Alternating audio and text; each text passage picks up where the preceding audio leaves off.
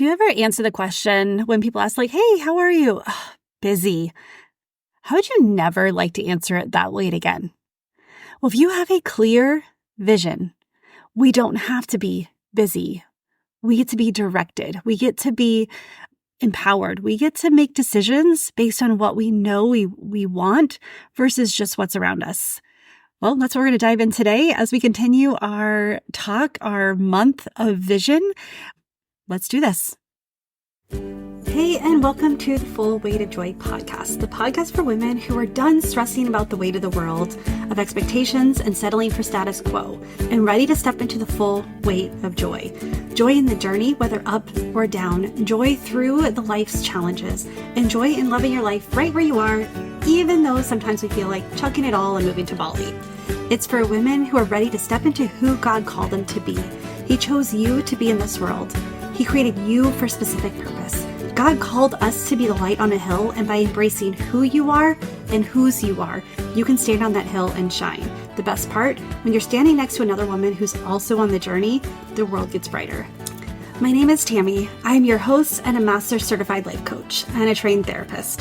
For over a decade, I've been helping women do just that. Step into who they're called to be and shine. Are you ready, friend, to start your journey? Let's do this. Have you ever paddleboarded? Like paddleboard, right? You go on, there's no motor. It's just you. Typically when you see people paddleboarding, it's a really calm body of water. Well, a couple of years ago, I went to this women's retreat, and one of the things we did was there was a lake right outside. It was in Minnesota, and it was a gorgeous view and this beautiful, serene lake. And we would wake up in the morning and we would do yoga on a paddleboard, which I am not very flexible in general. It's been a problem my whole life. I work at it. Doing yoga I know it's good for you. And I know that the more you do it, you get better at it, but it's not an easy thing for me. And so I was like, okay, I'm going to do it. I'm going to just do the best I can. And so we did this yoga on the paddleboard, and I didn't fall off. Like, I was able to do majority of it. And it was a real easy, like, they knew we were all beginners when it came to yoga and paddleboarding. So it was a beautiful morning for this. Like, the sun came up, it was serene. And a couple of ladies and I, after our yoga class, we decided we were going to take these paddle boards and we were going to go around and let's stay on the lake a little bit longer. And it was really calm, and we were floating around, and I didn't have a watch. I didn't have my phone. So I have no idea how long it was, but my guess it was maybe an hour or so. Well, all of a sudden we get into this little alcove, and it's time to go back. Like, we're getting hungry.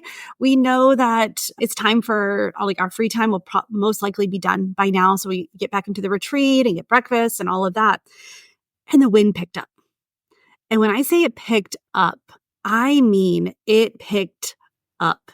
I mean that it was like we were battling there was 4 of us total who we were all on our own paddleboard, and we had one oar, of course, and we were trying to push through. We got to on our stomachs to the point where we were using our hands.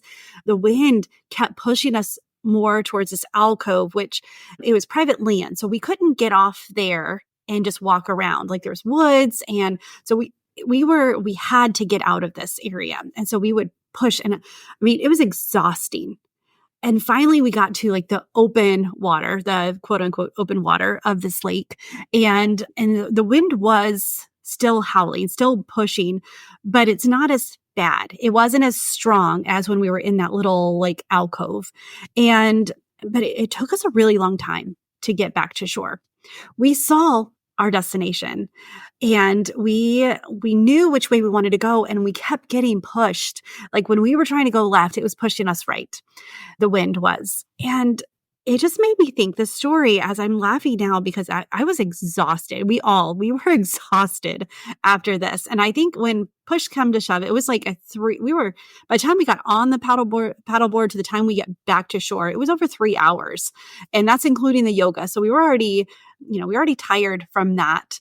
And this little, like, let's go explore a little bit turned into a 2-hour excursion and exhausted us. And I was thinking about that and how we, when we were on course, when it was calm, we had so much control. We knew the direction we wanted to go and we could go that direction. And as soon as a tiny wind picked up, we lost control of the direction. We lost the ability to decide in that moment where to go. And we were just doing everything possible, working really hard. I mean, it took nothing, a few like lefts and a few rights and to glide around. And then when the wind picked up, the force we needed in order to just get where we needed to go, to the point where I forgot this part, but someone came on the paddle boats, the little paddle boats, and was like, "Hey, like we're all coming back." And so they tried to help, like, pull us one by one out of that alcove to try to get us to the open water so it would be a little bit easier for us. But anyway, it was exhausting. And I was thinking about that, what does it have to do with how does it have a metaphor for our life? When things are calm, we can see the direction we're going and we get to choose whether we want to, like, which way we're going to get there. We can choose which road we're going to go on, which we can make our decisions. We can, and we can see that every decision we make, how it gets us closer to where we want to be or how it pushes us away, but we still can make these calculated risks. Enter a little adversity, and all of a sudden we lost control of it. That we had to work extra hard to seemingly get nowhere. Like, we were pushing hard. We had to work together and kind of put our paddle boards together so we can, and then one person, it was just, we were creative during this time. And I was just thinking about what does it have to do with our vision? When things are going smoothly, we can see our vision. We can see multiple ways to get there. We can take our time. And then when we start getting overwhelmed, when life starts getting busy, all of a sudden, we lose our sense of productivity. We lose our sense of what really matters. And that's what I wanted to talk about today. I wanted to talk about vision versus busyness. Because when we start feeling overwhelmed, it's typically because we're busy, because we have a lot of things hitting us that we don't have control over, or a lot of things coming at us, a lot of responsibilities, a lot of directions we can go in, a lot of hats that we're wearing, a lot of plates juggling, and we get overwhelmed and we start to get burnt out. And the last podcast, I started talking about how having a clear vision keeps us from getting disillusioned. Well, today I want to give you some strategies. I want to talk about this vision versus busyness, because though we can have a clear vision, we can still fall into that trap of being busy, of working so hard and spinning our wheels and doing tasks that don't necessarily move the needle, that don't help us get closer to our vision, to our goals, to our outcome. It may seem on the outside that it filters into our purpose. But if we're not careful, it actually strays. It actually will make it so we don't hit our vision. It will dilute what we're doing and our energy.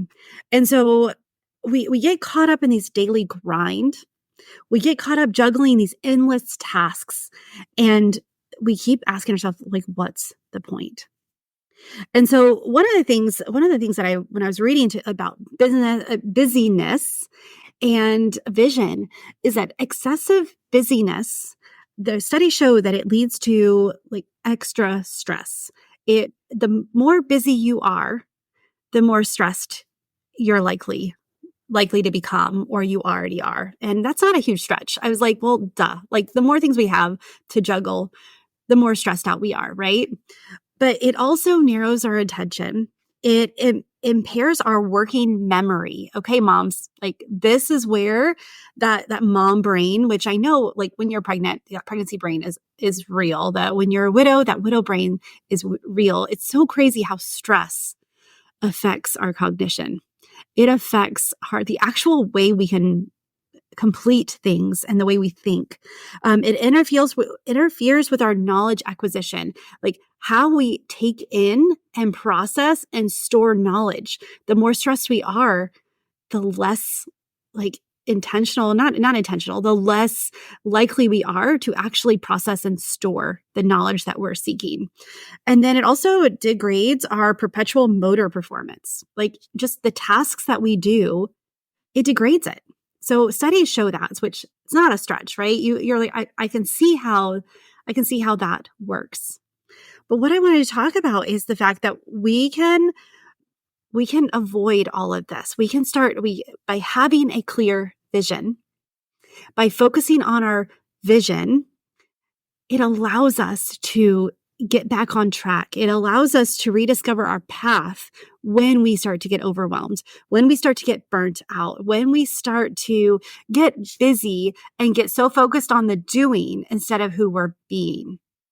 And I know that sometimes it's so much easier just to check things off the to-do list than sit and be like, okay, am I being the person that I want to be? Am I being the mom that I want to be? Am I being the dad that I want to be? Am I being the friend? Am I being the business owner? Am I being the coach? Am I being the, the whatever roles you play? Are you being the person that you want to be in that moment? Or are you so focused on tasks, checking things off the list that you forget that becomes secondary? So many times we think, okay, if we do this, then we can, like, if we do these tasks, then we can have this life, and then I'm going to feel successful. I'm going to be a successful person. And we have it backwards. We get to be first. We be this person. We be who we are called to be. Then we get to have the life that we want. And then we get to do the things that help that impact, that help us, that the doing comes after the having, really. Be, do, have, not, and instead of do, have, be. Yes, that's right. So I knew as I was telling it didn't make sense. I didn't write this part in my notes. So this is all, you're getting it in my busy mind that I have right now as it's the end of the day. And I'm like, no, I need to talk about this right now. But it is the having that vision and focusing on who we're being in order to get that vision. And then we get to do the actions, and then we get to have the life that we want. But we get to be that person first. And so, like, I wanted to share a story. Like, we all know, so I'm an Amazon girl. Like, Amazon gets me. That algorithm, man, they know what to offer to me, right? Well, Jeff Bezos, he started as an overwhelmed hedge fund manager. And then he had this dream, this vision of being the number one book store in the world. And push comes to shove, like time over time, we know that Amazon first started selling used and new books, and you can get college books and things through Amazon. And now it's everything. We finally started stepping away from that overwhelm of being that hedge manager. He got a clear vision on what he really wanted. And then, of course, that expanded as he started taking action, as he started being that person that he needed to be in order to do what he needed to do and have what he wanted to have. That vision helped him create what we now know as Amazon. And so it's simply that overwhelm that we are in, that overwhelm and the busyness, the hustle of the day that gets us like we're on a treadmill when everybody else is on the track. And we are running harder and harder, and yet we're not getting anywhere. And so this idea of stepping back And looking at, okay, whether are we busy or are we focusing on intentional living as our vision? As we create a vision, we can intentionally, no, we'll never get to our vision unless we start taking intentional action, right? Can we all agree on that? That in order to have something, like, it doesn't just materialize in front of us. Like, there's action that we have to take. We have to work towards it. Like, that trip, that car, that even the dream job, that dream business, like, we get to take part and we get to act and we get to take the action steps, right? But the opposite of busyness is intentional living. And so I just wanted to talk about a couple of things that we can do right now to switch over, to move more towards the vision versus that busyness. And these strategies of the shift, it's you're going to need to do it intentionally. You're going to need to do it consistently. This is not a one and done. Like, every time I will get clear on my vision and I fall back into the trap of doing. And this is one reason why at the beginning of the week and at the end of the week, I do a week startup and a week wrap up. And I look at, and each day at the end of the day, like, who was I? What tasks did I, where were my, what, blah. Where were my focuses? What did I focus on during the day? And then when I look at the week, it's like, okay, I knew what my intentions were, what my goals were for the week. How close am I to hitting it? And why did I not? And so these strategies to shift from busyness to vision will help you. But know that this is not set it and forget it. This is not one and done. We're going to be constantly reevaluating, and get comfortable with it and enjoy the process. It's a journey. And yes, we still have to do those tasks, but there's a difference between doing busy work and doing intentional work that moves the needle, that gets us to our goal, that builds the relationship. Okay, so there's the difference there. But first is we need to start prioritizing long-term goals over short-term tasks. This is where I love and I don't know who invented this, but it's the tyranny of the urgent, where don't let someone else's urgent take precedent or take priority over your important. And don't let the urgent things in your life take over the important. Like, put the urgent where they belong. Is it something? Yes. Is there blood? Okay. Then we need to take care of the urgent. But if it's somebody who needs something from you, can you put that in a block later on in the day? Is that something you need to drop everything and do in this moment? Or do you focus on what the important task is and then move to what the urgent is? But sometimes we say focus so much on the urgent that we never get to the important. And so we actually need to decide, is it truly urgent and important? Or is it just something that needs to be done, or does it need to be done and it will take care of itself?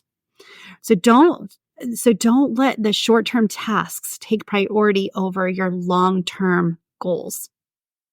So that's number one. Number two is practice mindfulness to reduce stress and improve focus. This is where the being comes in. And in order to live intentionally, we do have to choose what our intentions are. We do have to choose what our values are, our core values, our motivations are, and our priorities. So practice mindfulness. Think in the moment. Okay, am I doing this because I'm nervous and I have this nervous energy and I need to check something off the box? Or is this task something that really does need to be done? And then we can talk about who needs to do it. You might be able to delegate it, but still, practicing mindfulness, mindfully doing the tasks that you need to do. Choose what are important and do those with intentionality. The next was delegate or eliminate tasks that don't align with your vision. Okay. So sometimes we do have to sacrifice the things that are we don't need to do them. In order for a short-term period, we really need to focus on our vision. We really need to focus on the goals that we have in front of us, and knowing that they're time sensitive, or that if we get past this one level, this one milestone, then we can we can broaden our focus a little bit. We can get to this point where we can delegate things out, or we can automate a few things. And, or we know that these things are one and done, so we can just do them and get them gone. But if they don't align with your vision, it's who can do these tasks, or can we eliminate them even temporarily for the greater good, for the greater cause of your long-term goals. And so look, and there's so many things that I realized that I can delegate in my life that I didn't, that initially I had that, it was almost a prideful thing. Like, no, I need to do it. One is like meal prep.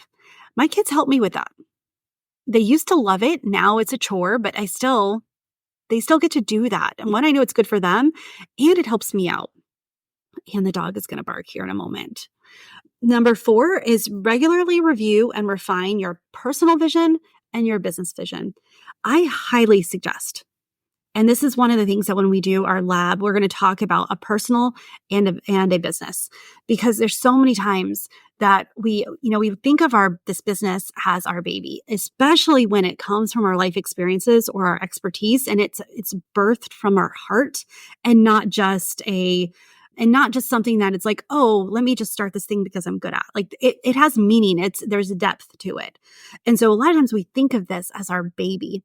And I want to encourage you to separate, because your success is not your business success.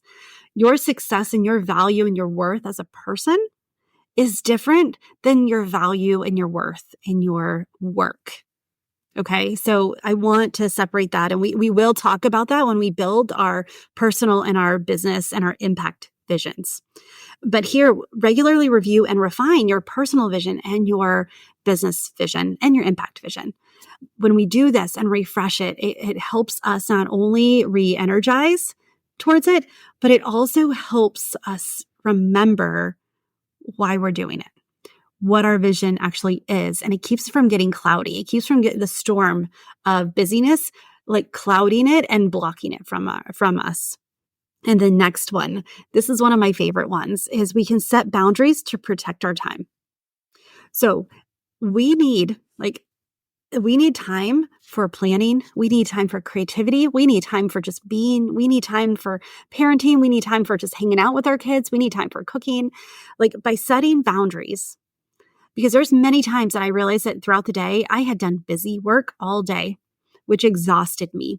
And then when it came back to it's time to cook, it was like, oh, here we go again. And it sucked the joy out of the cooking, because I felt like it was just another thing I had to do. So when I started setting some more clear, more concise and defined boundaries, I now can see the difference between, okay, no, this is busy work and I don't need to do it. Or this is busy work and I can delegate it because I know someone else can do it faster and better than I can. I have a VA who she's amazing, and she can do things faster. Like, I had her build on, I don't know if you use Trello. It's kind of a project management software where I have a Trello board, and this is where we project manage. This is what we use to work back and forth, especially as I'm looking at bringing on another team member to help with a couple of things. But I was like, okay, I need a networking project management board, a Trello board. I need to know where I have a lot of networking connections that I'm making that I love, and I can't keep them all in my brain. And so by telling her, I'd be like, hey, I need this. Can you create this for me? Here's my ideas, what I want to do with it. Keep it simple. And that's one reason why, because if I would do it, I would overcomplicate it. I would think of all instead of having 5 different categories of moving of a new, it's like a new connection, and then all the way up to nurture or follow up. And where I can, in that list is people that I over time, I'll just remind myself to, hey, send them a little note or connect with them, or, hey, you want them on your podcast, keep nurturing that. So one day they'll say yes. Or you want to be on their podcast. So keep nurturing it. And one day maybe they will say yes, but work on the relationship. So that way they know, and trust you. And so anyway, long story short, I needed this and went and I started to build it. And then I was like, Tammy, your VA is an expert in this. Like she can get those boards done in a matter of minutes. One, because she's very pragmatic about it and there's not any kind of relationship to it. Where for me, it's like, oh, it's meaningful. So she created it and it's done. And then I asked her, I was like, hey, can you tweak this? She did it in 5 minutes. And while I was doing something else, she was able to do that. But keeping that boundary for myself, knowing that I would have gotten busy. I would have gotten busy trying to create that because there's even like you get to, there's a creative aspect where you put the tiles on where it's the labels for the categories. And that would have taken me so long. And my guess is she already had them created for another client and she just popped them over. She's done this multiple times. So it took her 20 minutes where it would have taken me a couple of hours, like no joke. And so setting boundaries to protect your time by having that boundary of if I knew it was going to be a busy task that someone else could do faster, better, then like, don't pay her to do it. And that's what I did. And I'm so grateful because it allowed me to do other things. So what boundaries can you set up to protect yourself from falling into that busyness trap? So overall, like we're going to experience busyness at times, but the sooner we identify it, the sooner we realize and set up roadblocks, set up like our bumpers so that we know when we're hitting that busyness and we go back to our vision and we see, okay, what is it that we need to switch back into our vision mode, that intentional living mode, and set up those roadblocks, set up those milestones for ourselves, not milestones. What is the right word? You know what I'm talking about. Set up those boundaries. So that way, when we start falling into that busyness, we can stop that overwhelm. We can stop because that's going to lead to burnout, spinning our wheels, and doing things that don't really matter. And last week I shared a quote by Simon Sinek talking about when you work really hard for things that don't matter to you, it's called stress. And then when you work really hard towards things that do, that it's passion. We want to stay on the passion side. The things that are going to cause us stress, a lot of times there's other people who have passion for it. My VA loves creating things like that. She loves organizing. She loves doing systems and processes. She loves creating SOPs, and I am here for it. And that's where keeping those boundaries and focusing on, I'm going to focus on the vision. I am the only one who can keep direction, because I'm the only one who has the vision for my business. Well, me and God. You are the only one who has your vision. And so it's important that you stick with that. Have the boundaries, have the questions, have that focus, and then allow the busyness things. Like again, we can't get away from tasks. But if it doesn't get us one step closer to our vision, if it doesn't lead us to our goals, then we have to ask ourselves, is it even necessary or is it worth it? And so that's what I just wanted to share with you today. I wanted to talk about how, because just like when we immediately got on that paddleboard, and it's easy when there's no adversity, when there's no wind resistance, when we're cruising along, we can go the direction that we want. And the moment that wind came, our intended destination became really challenging, and we had to stay focused. We had to work together. We had to get creative in order, and we had to stop. We had to work smarter, not harder. And the busyness of life is working harder, not smarter. So one more reason why I hope that you see the importance of taking the time to craft this vision that helps you stay on course, that motivates you and creates that momentum and that motivation for you, that gives you, when things getting foggy and things start getting overwhelmed, you can take a step back and you can ask, okay, is my vision worth it? Am I willing to sacrifice? Am I willing to set boundaries? Am I willing to eliminate and delegate in order to get what I know that I want? That it's not just for you, it's for all those people you're going to impact. It's for your family, for your community, for your friends. The crazy part about vision is that so many times I look at people's vision and I see that and see the heart behind it and how it's going to create such a movement, such an impact for people around them. It's going to shine their light. And because when you shine your light and other people shine their light, the world gets so much brighter. We can impact more. We can do more good. We can help people get out of the pain that they're in and help them choose different directions as well and choose a life of joy, the full weight of joy. All right, friends. Thank you so much again for coming on here. I hope if you haven't crafted your vision, or if you've crafted it and you haven't seen it, you haven't revisited for a while, or you're just like, Tammy, I need a refresher. Like, stay tuned. Again, I'm teasing this because, the busyness, I trying to get out of the busyness as well of the tasks and get this like landing page, which again, newsflash, I'm writing part of it, but then I'm going to hand it over to my VA to create the landing page, to create that like opt-in where you could just put in your information and get signed up for this Vision Lab that's happening. It's going to be towards the end of mid-October. We're going to meet together 4 times and we're going to talk about our personal vision. We're going to talk about our business vision and impact vision. And if you don't have a business, that's okay too. Like if you just want to start with, okay, I just need to start with a vision, just one. Like this workshop is for you too. Like we're going to talk about what it means to expand your vision. We're going to talk about vision boards. We're going to talk about like we're going to even create one, hopefully. Like that's my plan.